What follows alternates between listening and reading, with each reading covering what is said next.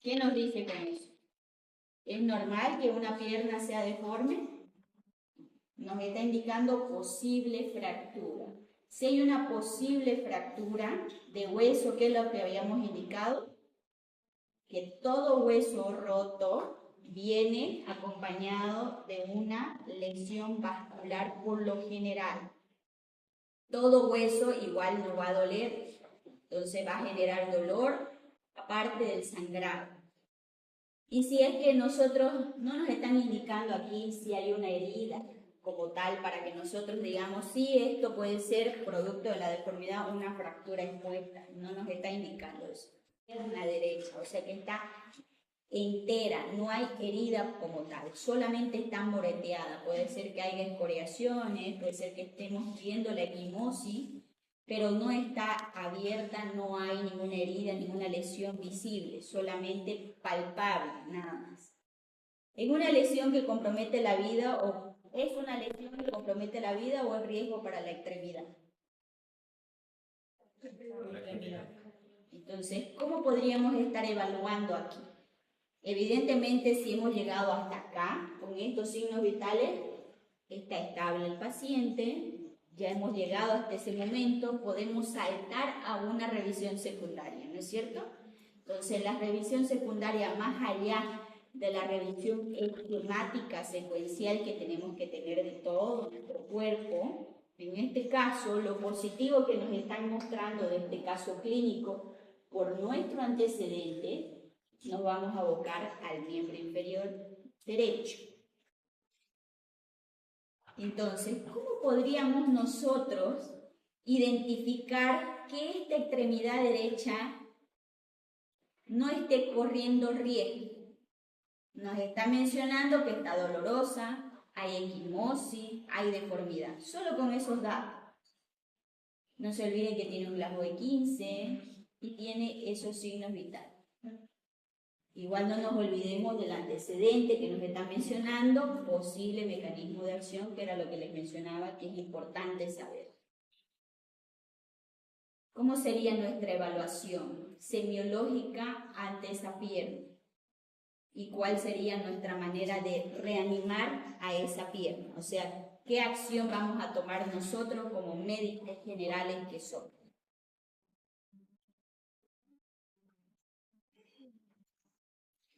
Ya hasta aquí ya hemos avanzado bastante de la TLS. Ustedes tienen que comenzar allá a conectar todas esas neuronas que tienen. Y no me digan que han estado en exámenes porque puede ser que tengan más hachas, entonces es su momento. Inmovilizar la pierna. Inmovilizar la pierna. Bien, ¿por qué dice la compañera inmovilizar la pierna? ¿Qué importancia es tenerla inmovilizada? Que no se agrave más la lesión.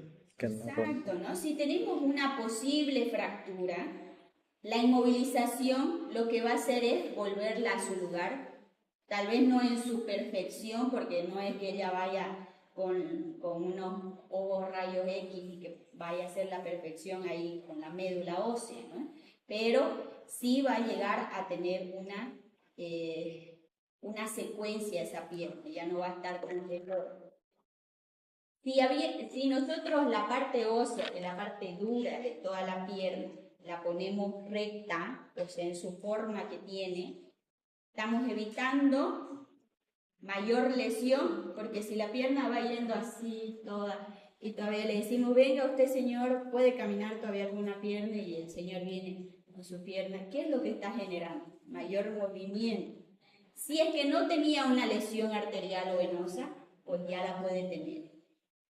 Que nosotros estemos trasladándolo de una camilla a otra camilla y a otra camilla, porque para pasarlo a rayos X no lo podemos tenerlo en la camilla donde vino.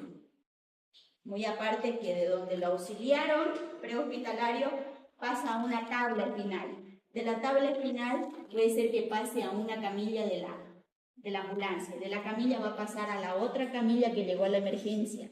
De la emergencia va a ir a los rayos X. De los rayos X va a pasar a la camilla de rayos X. Nuevamente de la camilla de rayos X va a pasar a su camilla de ustedes para venir otra vez a la emergencia. De ahí va a pasar nuevamente el traumatólogo va a decir, sí, esto es quirúrgico, vámonos a quirófano. De la camilla otra vez a la camilla ya quirúrgica. Ahí recién de mover esa pierna. ¿Qué es lo que estamos haciendo? Estamos evitando mayor lesión.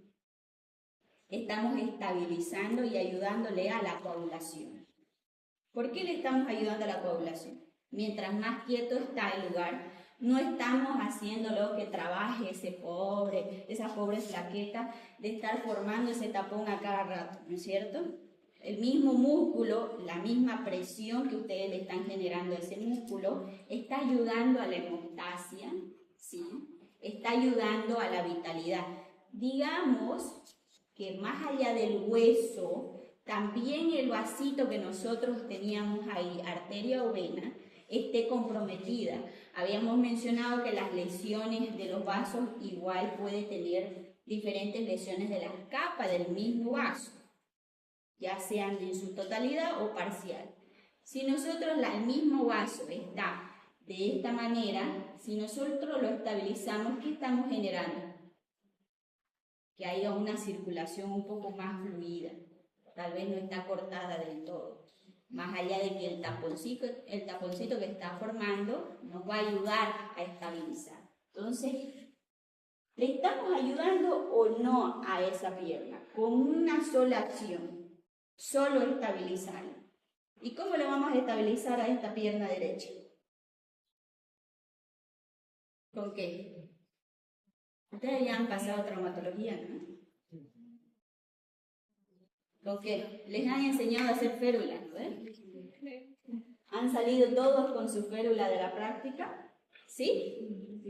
Ya, entonces, si dice pierna derecha, ¿cómo es la férula que se tiene que hacer? ¿Cómo se llama?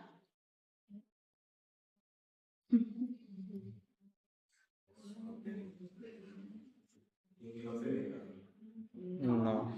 Porque solamente nos está diciendo pierna, ¿no? No nos está diciendo muslo. Sí. Suropédica, ¿no? Entonces, nosotros tenemos que tenerla. ¿Qué es lo que nos dice sobre la férula? Donde lo encontramos el miembro, estabilizamos y no lo tenemos que volver a su lugar anatómico, porque ustedes pueden seccionar en su totalidad. Si lo encontraron así, la patita para afuera queda, pero ya estabilizando la fractura. Obviamente pueden tratar de llevarlo nuevamente a su anatomía en la posibilidad. No es que ustedes no son los traumatólogos ni saben qué es lo que están ahí adentro o qué compromiso vascular o nervioso tienen. Eso se tiene que hacer en quirófano. Mientras tanto, ustedes con su férula, ya sea de yeso, porque puede ser que a ustedes les toque el paciente prehospitalario, y no es que ustedes anden con su yeso en la mochila, ¿no es cierto? ¿Con qué otro implemento pueden realizar ustedes? Tabla de madera. Una tabla, Un cartón. una maderita, cartón o cualquier cosa un poco más fija que tengan, ¿no? Palitos que tengan ya es suficiente para con una tela, su ropa del mismo paciente puedan generar, entablillar y poderlo colocar más o menos para el transporte que les estoy mencionando que vamos a hacer de manera secuencial.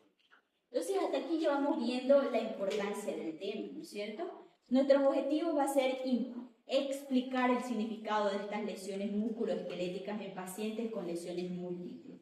Vamos a saber identificar estas lesiones que comprometen la vida de la extremidad, no del paciente, pero ¿qué pasa si nosotros no realizamos justamente esta identificación?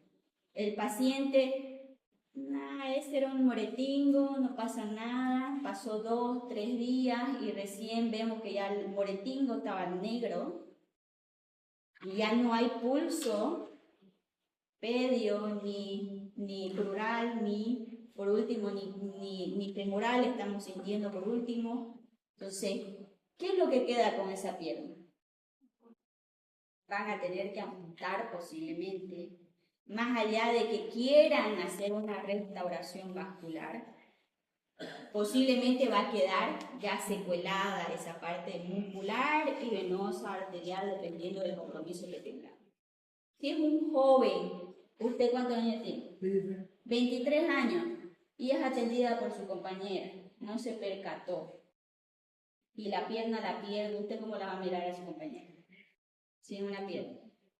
¿No se va a molestar? Peor si usted sabía que pudo haberla salvado esa pierna. Otra cosa no es, obviamente, que la hayas perdido en el accidente y que querrás que seamos supermanes y que encontremos tu pierna. Entonces es diferente. Explicar el manejo inicial de las lesiones musculoesqueléticas, que eso es una de las habilidades que vamos a hacer. ¿Ok? Entonces, nosotros más allá de la repercusión anatómica, física, emocional, eso es lo que tenemos que evitar con el paciente. ¿Qué impacto tienen estas lesiones musculoesqueléticas en la revisión primaria? ¿Qué era lo que habíamos indicado? En las revisiones primarias muchas veces son pasadas inapercibidas la parte muscular cuando son de lesiones cerradas, pero eso no quiere decir que recién se hayan establecido en la revisión secundaria, no. Puede ser una fractura de pelvis, puede ser una fractura de fémur, cerradas, que igual van a llevar a estas lesiones musculoesqueléticas, ¿no? Entonces, ¿qué impacto tiene en esta revisión primaria? En el A, el B, el C, el D, el E. Ahí todavía les estoy diciendo. En el C, ¿no? ¿Por qué en el C? ¿Qué era el C? Circulación. ¿Qué les había indicado? Sobre una fractura de pelvis, un fémur, que eran los ejemplos que les estoy manejando, porque si tenemos una fractura de pelvis, por lo menos la volemia estamos perdiendo entre 1000 a 1500 ml. De fémur entre 800 a 1000 ml. Eso quiere decir que son entre 2 a 3 a 4 paquetes globulares que podemos estar perdiendo en un paciente dependiendo de qué fractura estamos conllevando. Obviamente con una pérdida así vamos a estar con un paciente choqueado, ¿no es cierto? Vamos a estar. Entonces son sangrados externos que vamos a tener, pérdidas ocultas de sangre, evidentemente, porque si tenemos una fractura, mejor dicho, una lesión cerrada, no es que nosotros vamos a ver en la escena sangre o en nuestra evaluación no vamos a ver sangre, pero la sangre va a estar ya sea en su tejido intersticial, se va a ir a la parte pélvica, va a estar en el mismo miembro, o sea, van a ser diferentes en el mismo hueso, las fracturas de huesos largos que era lo que vimos. Entonces nuestra importancia va a estar justamente abocado en la C. ¿Cuáles son mis prioridades y los principios de manejo? ¿Qué era lo que habíamos indicado? ¿Cuál era mi prioridad? Inmovilizar. Inmovilizar. Entonces eso van a ser dentro de nuestro primer manejo, más allá de realizar el ABCD, donde nos vamos a ir centrando más que todo en este tema en la parte del C, pero eso no quiere decir, eso era lo que me consultaban de manera frecuente. ¿Qué pasa? Descuido el A, el B antes del C, nada más porque el C me está sangrando. Porque son pequeños segundos que se pueden evaluar. Con ciertas preguntas podemos descartar el A y el B y hasta el D con una sola pregunta. Entonces, el C también, porque este paciente, ¿cuánto de Glasgow tiene? 15. Entonces, estado de conciencia óptima. Si hay un estado de conciencia óptima, tenemos una buena perfusión. Eso quiere decir que nuestro cerebro va bien porque está perfundiendo, hay una buena irrigación. No tenemos mayor compromiso hemodinámico, más allá de los signos vitales que tengamos. Evidentemente, la deformación nos está diciendo que hay algo ahí oculto, que es lo que tenemos que examinar. Entonces, durante la revisión primaria, si tenemos algo abierto, algo sangrante, algo que nos evidencia que necesitamos parar el sangrado, lo vamos a hacer. No es que vayamos a decir, no, porque yo ahorita primero tengo que intubar, luego voy a parar el sangrado que me esté chorreando en la cara, no, vamos a intubar primero, no.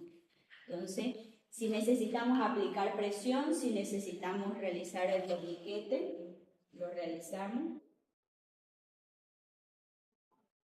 No sé por qué no sale.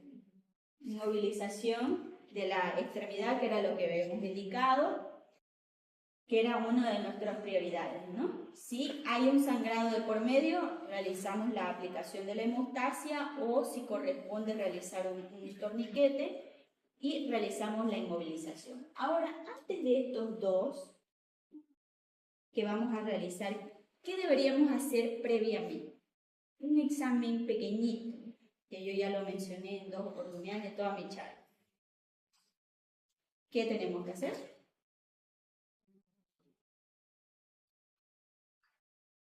Un examen sencillo. Pulso. Exactamente. ¿Por qué tenemos que evitar el pulso? ¿Por qué tenemos que saber si tiene o no tiene pulso antes de nosotros realizar nuestra presión, nuestro torniquete o nuestra inmovilización?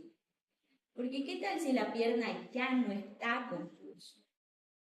Y puede ser que nos digan, no, tu torniquete mató la pierna. Tu torniquete fue el que vamos a tener que hacer amputación ahora.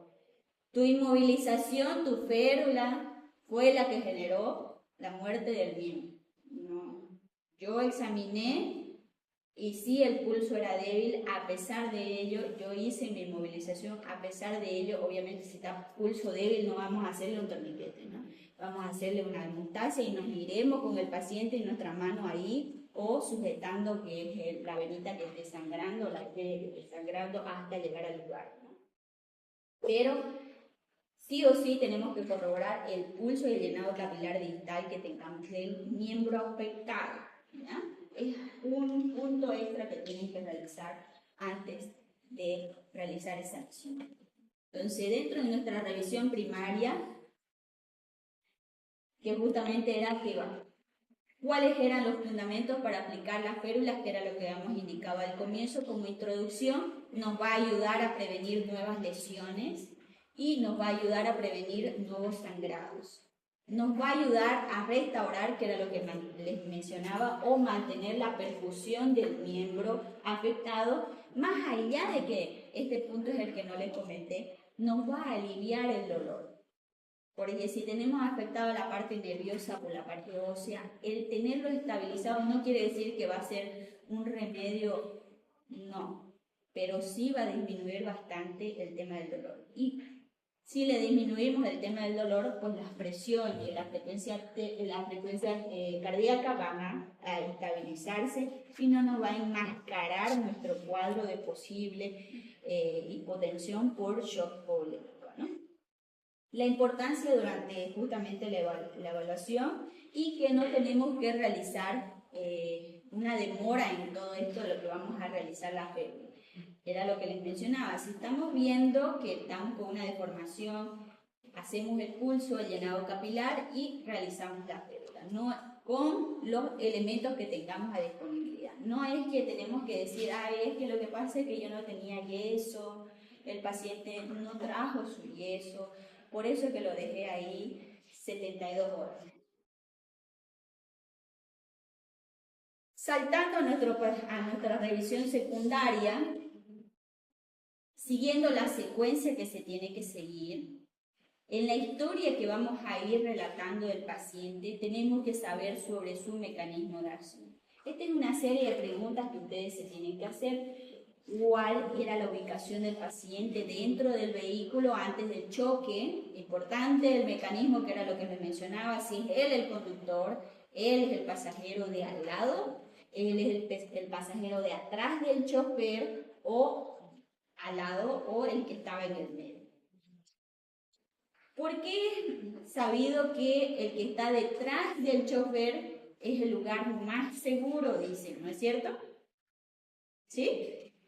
¿Eso les han enseñado? ¿Quiénes son de afuera de la ciudad? De Montero, Yapaní, San Julián, ¿nadie? ¿Sí? Uno trajina en trufi, ¿no es cierto? Y los trufis vuelan en la carretera. Más allá de que tienen unos megabaches, y increíble cómo van así. Es peor si es nocturno. Sí, porque las luces encandilan al chofer, imagínense, y ellos ya se lo saben de memoria. Pero también al mismo tiempo ustedes pueden verlos a ellos así, pestañeando un poquito más largo de lo normal. Da miedito, peor si vos estás al lado, porque ¿quién es el primero que va a morir? El de al lado, pues. Yo por instinto humano, si yo estoy conduciendo, ¿qué es lo que voy a hacer? Voy a girar para protegerme. ¿Y quién es el que va a golpear? El que está al lado, es el primero que va a morir. Nunca, pero nunca se tiene que sentar al lado. Si lo que viene dentro... Que se muera otro. ¿Ah? Y es el asiento VIP todavía. Y es lo que siempre te intentan hacerte sentar ahí. Porque no sé si se han dado cuenta, es el último que se llena. Pequeño tips, yo que he viajado mucho, porque me aso y trabajé muchos años en Yapacaní, así que tenía que viajar 3 horas para allá. Y odiaba ese asiento, y si llegaba tarde me tocaba, no. Y si en 3 horas pues me iba durmiendo en la madrugada, porque yo partía a 4 de la mañana hasta llegar allá a 7, 8 entraba de la mañana. Imagínense, obviamente uno va durmiendo, pero si me tocaba ahí al lado iba así. Porque no es que funcionen esos cinturones de seguridad. Era el trupi donde sí tenía cinturón y yo iba ahí. La vez que me dormí, terminé allá abajo porque sí frenó, estaba lloviendo horrible, plomísimo, y obviamente parece que alguien paró a un camionzango y de frente frenó de golpe, cosa que yo, mi pijama, la pijama es un poco más resbalosa, el asiento, yo abajo, ese cosito, yo era más flaquita, entonces entré allá abajo. No me hice nada, pero ¿qué pasó? Desperté así, nunca más me volví a dormir. Y las carreteras pues siempre son peligrosas. O en otra oportunidad igual, el chofer me tocó venirme de noche por las cirugías que se tenía y los bloqueos.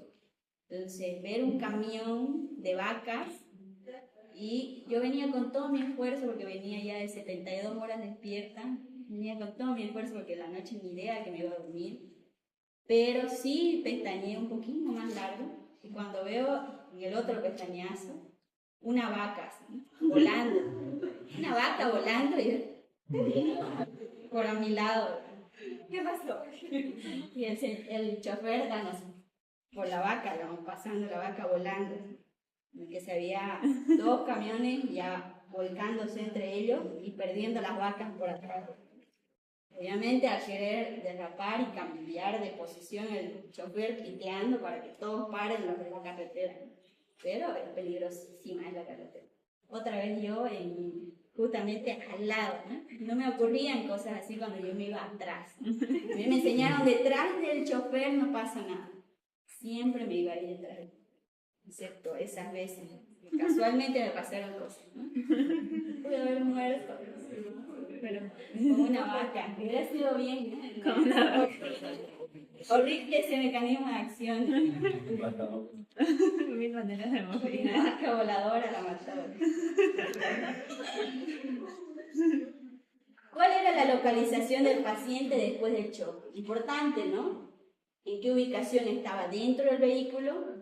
Después del choque, ¿dónde estaba el paciente? ¿Hubo daños externos al vehículo? ¿Hubo daño interno dentro del vehículo?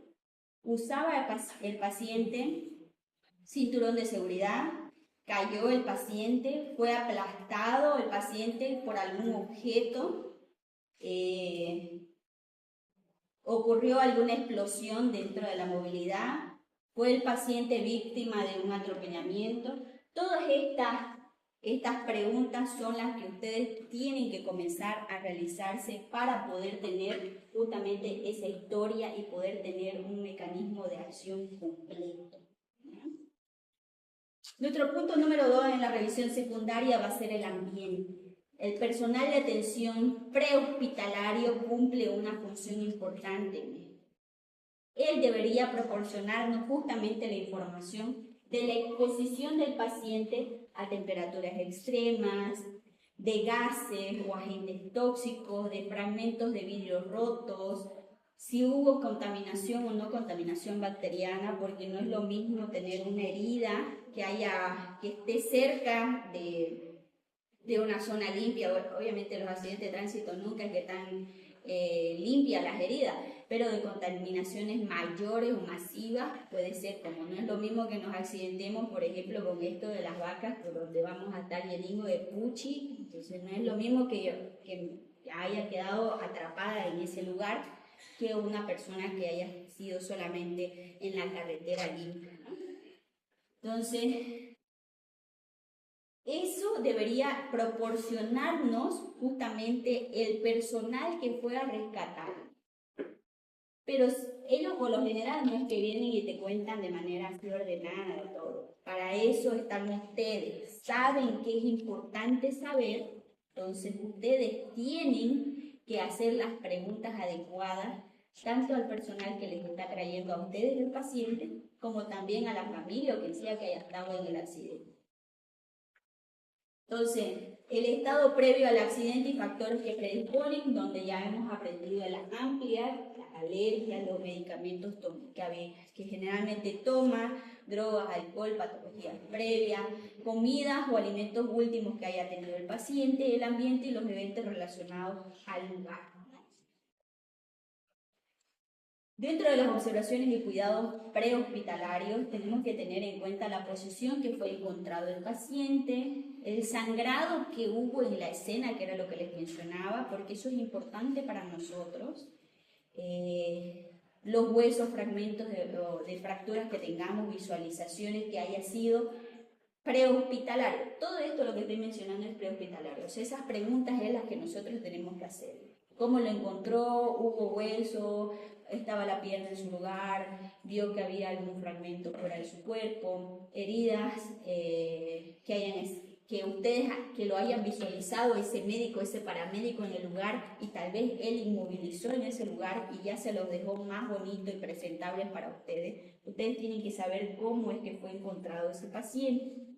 Deformidades evidentes o luxaciones en el lugar, presencias o ausencias de funciones motoras o sensitivas de cada extremidad, si es que le realizaron esa del pulso, el llenado capilar, la sensibilidad del paciente en el momento, y si hubo algún retardo del procedimiento rescate o transporte, en qué tiempo llegó la ambulancia del accidente, a qué hora fue el accidente realmente. Sí, nosotros llegamos a las 8, pero el accidente fue a las 6 de la tarde, entonces hubo unas 2 horas de demora para el rescate del paciente. Más allá puede ser que a ustedes les estén entregando un paciente muy, muy complicado, pero ellos lo recibieron diferente. Puede ser que ellos hayan omitido algo en su rescate y no sea su culpa de ustedes. Porque ellos pueden estar reportándoles a ustedes, mencionándoles que les están entregando un paciente óptimo. Sin embargo, que ustedes están visualizando que no fue así. Obviamente, ellos van a tener el recuerdo de cómo lo vieron. Y eso es lo que van a hacer el reporte, pero no les están entregando así el paciente. Entonces, generalmente, ¿quién es el que más? ¿Qué es lo que dicen? Uno se tiene que cuidar siempre las espaldas. ¿Ya? Es horrible pensar de que tu colega vaya a ser el quien te va a denunciar o vaya a ser el quien te va a colocar detrás de las rejas. Porque ¿qué es lo que nos enseñan a nosotros y nosotros les impartimos a ustedes? Nunca se les hace eso a un colega porque te puede pasar a ti, ¿ya? Se te puede pasar algo a vos. Es feo decirlo al público, a una persona extraña, decirle sí, también somos humanos, pero obviamente nosotros tratamos a personas. Entonces nuestros errores lamentablemente va a hacer que pierda una pierna, va a hacer que muera el paciente, que es lo más complicado que le puede suceder, o que quede secuelado el paciente. Entonces nuestra falta de información, nuestra equivocación puede ser que esté ocurriendo eso. Pero si nosotros le decimos eso a una persona extraña, nos puede decir, ¿para qué estás estudiando? Entonces, no debería suceder eso, pero nos llega a suceder. Para ello no tenemos que estar nosotros diciendo, que seguro que se equivocó. Esto pudo haberse prevenido Sin embargo, no lo hizo. Eso se les dice a ustedes. Yo a mí en lo particular siempre me gusta enseñar con las complicaciones que yo he visualizado en toda mi formación o que yo visualizo de algún colega. Pero no es porque yo los quiera ofender y decir, fulano se equivocó. Mi intención no es esa, sino que uno aprende de los errores ajenos para que no nos toque lo mismo. Tener ese conocimiento nos ayuda bastante, ¿no? Obviamente, si ustedes lo quieren interpretar de otra manera, ya de manera personal, ¿no? Pero mi forma de aprender ha sido así, ¿no? Para evitar justamente que me toque eso. ¿Qué es lo que dicen a los cirujanos? Por ejemplo, nosotros tenemos como nuestro talón de Aquiles, que son las lesiones biliares. Las lesiones biliares son feísimas. En su momento ya vamos a verlas, cuando nos toque abdomen agudo. Son de difícil manejo cuando hay una lesión biliar. Y las lesiones biliares por lo general son iatrogénicas, o sea, el cirujano por algún descuido realizó esa lesión biliar. Entonces, ¿qué es lo que nos dicen a nosotros cuando nos formamos? Solo existen 2 clases de cirujanos. El que tuvo una lesión biliar y el que va a tener una lesión biliar. Entonces, tarde o temprano nos va a tocar. Eso es lo que nos dicen siempre. Todavía no llegó mi momento. Ya les contaré detrás de las rejas. Espero que no. Ya pasó al otro lado. Voy a acusar a mi interno.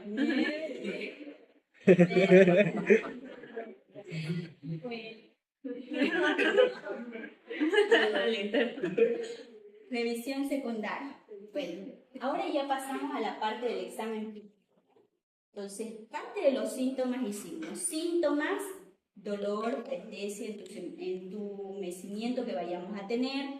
Y vamos a comenzar a observar, escuchar y palpar, que son los signos que vamos a comenzar a ver. ¿Qué vamos a observar? ¿Qué vamos a escuchar? ¿Qué es lo que vamos a palpar? Vamos a observar ciertas deformidades, heridas que tengamos en el miembro afectado. Vamos a escuchar justamente las señales de Doppler que tengamos, los pulsos, los soplos. Vamos a palpar justamente esas crepitaciones, si hay colgajos cutáneos, si hay un déficit neurológico, los pulsos, la sensibilidad del miembro afectado. Entonces, nuestra información clave va a estar justamente en este estado previo a las lesiones y factores predisponentes. El mecanismo de lesión, que es lo más esencial que tenemos que saber, el tiempo desde la lesión, qué factores asociados tenemos, por ejemplo, el ambiente, que era lo que les mencionaba, las observaciones y cuidados prehospitalarios que tuvieron. Para este capítulo en sí, es muy importante ustedes saber esas consultas previas a este paramédico, a este médico que lo auxilió en su primera instancia. Entonces, ¿para qué vamos a evitar? Vamos a realizar todo esto justamente por el compromiso vascular, las fracturas expuestas, los síndromes compartimentales que vayamos a tener en estos pacientes. Estas son las complicaciones que tenemos que evitar con nuestra revisión e identificación. Porque si tiene una fractura expuesta, nosotros tenemos que tomar en cuenta que este paciente va a ir a quirófano. Más allá de que nuestra impregnación de antibiótico tiene que ser de amplio espectro, porque depende del ambiente que tuvo el paciente, del mecanismo de acción, puede ser que estemos frente a una posible complicación de una sepsis del foco cutáneo, una osteomielitis en su complicación posterior. Entonces tenemos que los síndromes compartimentales o los compromisos vasculares pueden estar asociados a complicaciones o secuelas con el paciente. Entonces, más allá de que puede ser que, a pesar de nuestros esfuerzos, lleguen a una amputación, a una pérdida, nosotros tenemos que hacerle el tratamiento y el seguimiento posterior después de cualquier amputación, ¿no? Ya sea con la parte psicológica, con la parte ya de la rehabilitación con fisioterapia. Entonces, las evaluaciones y manejo del compromiso vascular, reducir justamente esta fractura viene de la mano de la parte del compromiso vascular. La inmovilización de la fractura, ya habíamos dicho que igual nos ayuda en el tema vascular. Evidentemente tener un ecodoppler en el lugar donde vamos a hacer el índice tobillo braquial va a ser muy esencial. Y obviamente si nosotros estamos frente a un compromiso vascular, que es justamente este tema, tenemos que realizar las interconsultas con cirugía vascular, traumatología, cirugía, y para nosotros el tiempo es crítico desde el comienzo que nosotros tenemos signos y síntomas de compromiso músculo-esquelético para evitar el compromiso vascular. El manejo de las fracturas expuestas, que era lo que mencionaba, sí, nosotros tenemos que realizar las férulas, aplicarlas de maneras apropiadas con el pulso y el llenado capular previo que le tenemos que realizar. Tenemos que realizar a toda herida expuesta, limpiezas, ¿sí? Lavado, ¿sí? ¿Qué es lo que nos enseñan en traumatología? Por lo menos 16 veces se tiene que hacer el lavado con soluciones antisépticas tras que llegue al paciente. Posterior lo vamos a llevar a quirófano, no hay problema. Pero según estudios científicos, posterior a la 12º lavado con las soluciones antisépticas, recién hay una erradicación parcial de toda la bacteremia que trae el paciente desde el accidente de tránsito, ¿no? Entonces hay que considerar el factor de tiempo, claro, porque toda fractura, de acuerdo al tiempo, vamos teniendo fracturas limpias, contaminadas y gran contaminadas. Entonces, tenemos que hacer las consultas con traumatología, sí, y esto era lo que les mencionaba, ¿no? Para evitar una osteomolitis o una sepsis de foco cutáneo, el antibiótico de amplio espectro es gran importante, ¿no? Más allá de las vacunas antitetánicas, que evidentemente no es que esté erradicada en su totalidad en nuestro país y en nuestro mundo. Los estudios que vamos a realizar están dentro de la revisión secundaria. ¿Qué vamos a realizar? Los estudios de radiografías que necesito de cualquier área sospechosa, visualizar la articulación por arriba y una por debajo de la fractura.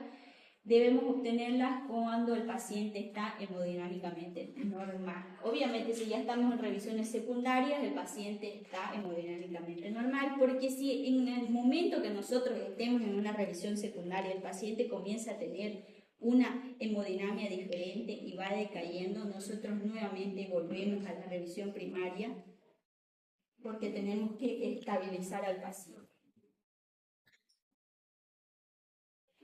Entonces, ¿cuándo debería diferir a los estudios radiológicos? Cuando el paciente hemodinámicamente esté estable y si existen lesiones que comprometen la vida, retrasen el traslado del paciente. En ese momento, obviamente, nosotros no vamos a enviarlo a rayos X, nada más porque queremos saber si es una fractura limpia, lineal, longitudinal, multifragmentaria. No, ese no es lo importante en ese momento. Entonces, ¿qué lesiones pueden causar el síndrome compartimental? La fractura de tibia, del antebrazo, las lesiones óseas vasculares pueden generar, que era lo que les mencionaba, la parte del síndrome compartimental. Entonces, las lesiones inmovilizadas con yesos o vendajes compresivos igual pueden generar un síndrome compartimental, las lesiones por aplastamiento y las quemaduras. Todos estos ejemplos, que son fracturas de huesos largos, de fracturas de lesiones cerradas, que era lo que les comentaba, pueden ir perdiendo esta volemia y dirigiéndose al intersticio o en los espacios que están alrededor del hueso, ¿no? Entonces, entre el músculo, entre la fascia, y estos van a ir llegando a su tope, a la elasticidad de donde puede permitirle ese miembro. Posterior a eso, va a ir comprimiendo toda la parte muscular interna, que esto ya tienen los vasos, las arterias y los nervios, entonces van a tener un compromiso mayor. Puede ser su misma fractura con una lesión cerrada, puede ser que nosotros lo hayamos visto al miembro y le hicimos una inmovilización con una férula, pero no le dejamos el espacio suficiente, sabiendo nosotros que tiene un compromiso de la tibia, digamos, del peroné, donde obviamente no es que va a dejar de sangrar, va a sangrar, entonces hay que darle su debido espacio, no es que le vamos a dar así. Por eso que no se hacen yesos completos, sino férulas, no se hacen yesos completos hasta descartar y tenerlo fuera de peligro al miembro afectado, justamente porque el yeso circular no tiene mayor espacio y si el miembro sigue creciendo de volumen, le estamos generando un síndrome compartimental. Entonces, las lesiones por aplastamiento, obviamente porque son lesiones cerradas, el mismo mecanismo cumple, y las quemaduras, más aún las quemaduras eléctricas, están de la mano con los síndromes compartimentales, que justamente para eso es lo que vamos a estudiar cuando nos toque quemaduras, que nosotros tenemos que realizar una fasciotomía para ayudar a que ese músculo respire, ayudar a que la parte de la vascularización respire, realizar esos cortes longitudinales en fascia, o sea, en la piel, en la dermis, hasta llegar a que el músculo esté solo sin la fascia que le recubre para ayudarle a esta respiración y perfusión sanguínea. Entonces, ¿cómo vamos a reconocer nosotros? Evidentemente el paciente va a tener mucho dolor y va a ser desproporcionado su dolor, es lo característico, ¿ya? Al estiramiento pasivo es lo que va a generar mayor dolor. Los compartimentos van a estar tensos, va a haber una asimetría, el paciente va a presentar parestesia y las presiones por lo general tisulares, que es lo que se hace se miden entre 35 a 45 milímetros de mercurio, que eso se transforma con tensión, ¿ya? Eso no es muy importante. Ahora, ¿qué peligros es lo que tenemos que tener en cuenta? Si el paciente tiene un sensorio alterado, si hay un síndrome compartimental, si estamos frente a una lesión vascular, las lesiones por aplastamiento y neoglobinuria, fracturas ocultas, lesiones de partes blandas, trastornos de la corrosión, todos estos son peligros latentes que nosotros tenemos que tomar en cuenta en estas patologías como tal, porque si nosotros identificamos uno de estos, ya el paciente está con un compromiso vascular, muscular o esquelético de alguna fractura. Entonces, nosotros tenemos que tener las interconsultas a las especialidades correspondientes para que realicen un tratamiento adecuado y evitemos las complicaciones posteriores a esto. Entonces, ¿cuáles son nuestras prioridades ante nuestro paciente? Que era lo que habíamos indicado. Evitar justamente nuestros peligros latentes que tenemos. Que nuestro paciente no llegue a deteriorar nuestro glasgo porque esté comprometido la parte vascular, que no estemos frente a un síndrome compartimental, que no estemos frente a una lesión vascular, que no haya, en este caso no es por un aplastamiento, pero sí que tenga fracturas ocultas el paciente, lesiones de partes blandas, que era lo que habíamos indicado, y que dentro de nuestro shock puede ser que esté con un trastorno de coagulación o que el paciente ya venga con sus antecedentes, que era lo que habíamos mencionado de el amplia, donde teníamos que preguntar sobre los medicamentos que el paciente anteriormente consume, ¿no es cierto? Entonces, ¿es una lesión que compromete la vida? ¿O compromete el riesgo en la extremidad? En la extremidad, ¿no es cierto? Entonces, justamente, ¿qué consultas tienen hasta aquí? ¿Ninguna? Bueno, este es el tema, los que quieran, ya hemos terminado. El jueves nos vemos para el próximo tema. Les voy a indicar en el grupo